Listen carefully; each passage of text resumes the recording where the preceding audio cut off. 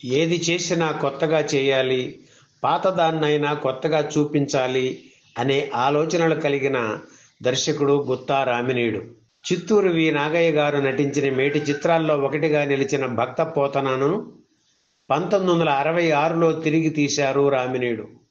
ఆ చిత్రంలో పోతనగా గుమ్మడి, శ్రీనాథుడిగా ఎస్వి రంగారావు నటించారు. భక్త పోతన చిత్రం ఫ్లాప్ అయింది. పోతన పాత్రను భక్తి శ్రద్ధలతో గుమ్మడి పోషించినా ఫలితం లేకపోయింది.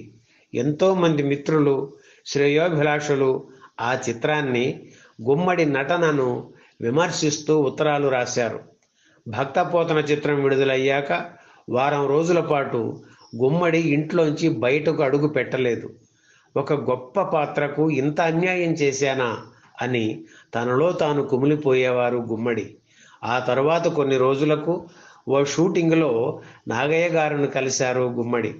నాన్నగారు, మీ సినిమా చూసి ఒక పశువుల కాపరి యోగిగా మారిపోయి సమాధిలోకి వెళ్ళారు. అతన్ని బయటకు తీసుకురావాలంటే నేను నటించిన భక్త పోతన చిత్రాన్ని చూపిస్తే సరిపోతుంది అన్నారు గుమ్మడి సరదాగా.